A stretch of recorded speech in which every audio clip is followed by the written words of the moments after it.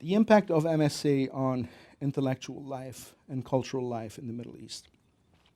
Unfortunately, MSA remains the preserve of a very small group of people.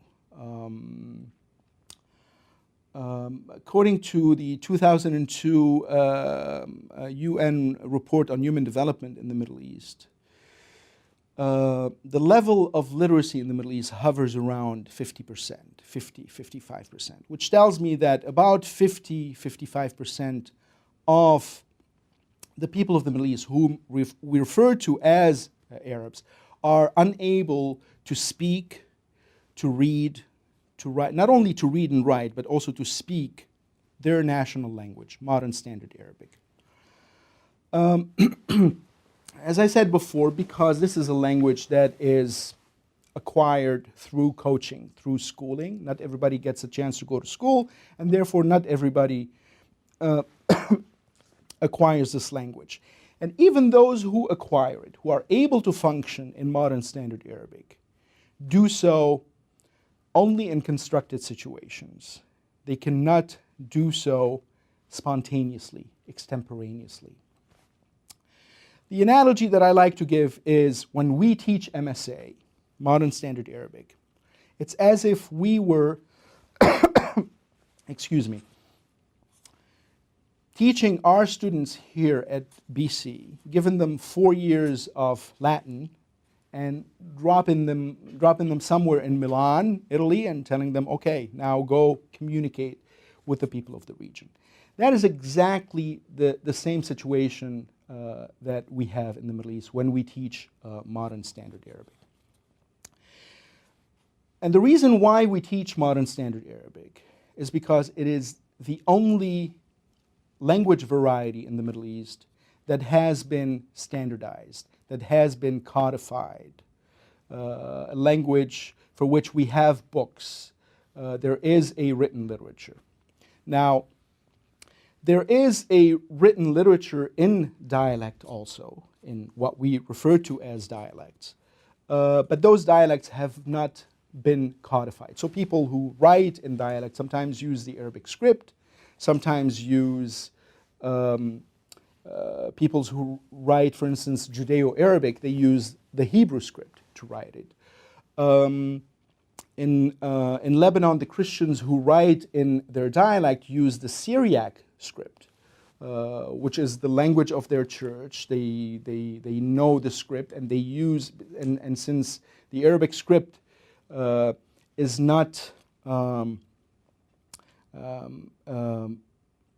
capable of capturing all the sounds of the dialects, they use their Syriac script in order to write their dialects. But these movements have not gained recognition yet because of the prestige of Modern Standard Arabic, because of the symbiotic relationship that Modern Standard Arabic has with a major world religion, Islam. And there is this tendency to think that were I to write a dialect, that would reduce from the prestige of Modern Standard Arabic. So a lot of even intellectuals who are leading writers in their spoken dialects sort of avoid writing or at least publishing in their dialects because they fear that this might affect the prestige of Modern Standard Arabic. But that was an issue that Europeans, medieval Europeans, dealt with when Church Latin was the prestige language, was the only language that was worthy of being written. Speakers of French dialects of Latin or Italian dialects of Latin or Spanish dialects of Latin, that's an oversimplification, that's not what they're called, but people who spoke various dialects of Latin were afraid to write in Latin because were afraid to write in their dialects because Latin was the only language that was worthy of being written. But eventually it happened, And the people who instigated this, I would say, revolution were people whom we know today in the academy. Dante, for instance, in the case of Italy, Cervantes, in the case of Spain,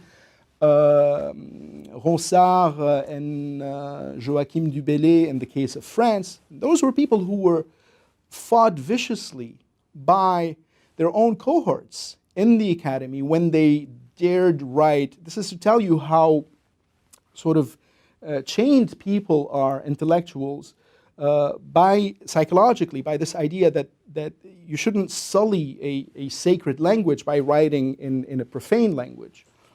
When Dante wrote La Commedia, which we call today the Divine Comedy, he didn't name it the Divine Comedy. It was named divine later on because of its subject matter, certainly, but others argue that it was referred to as La Divina Commedia because of its divine language, because of the exquisite language that Dante used to write the comedy. And we have to remember that Dante is the child, the student of Virgil. He was the prince of Latin. He wrote exquisite Latin as well. And so he was fought vehemently by his colleagues in the academy. I don't know exactly what they said, but something to the effect, how dare you, how could you have written in this, lowly dialect, in the language of the plebeians, the servants? And his answer was, I think, well, this language that you're attacking, that you're calling a lowly language, is a language with which you are attacking me. You're not attacking me in the sublime language in Latin. You're attacking me in Tuscan, in the language of the servants, but the language of my mother and your mother and our prince. So it is a princely language. It is not a lowly language. And the same thing happened with French. The same thing happened with Castilian, with Spanish. So it took these courageous individuals who were willing to go against the orthodoxy of their time and produce works of universal quality in a lowly language, in a lowly dialect, in order to give that dialect the élan and move it to the plane of a language rather than a dialect. And I think this is what the Middle East is awaiting today. There have been attempts at that throughout the 1920s and 1930s. Very influential intellectuals in Egypt, but also in Lebanon and in Syria, began playing around with the idea of writing down their individual dialects. They were fought and driven into self-imposed mutism. A lot of them we don't know about.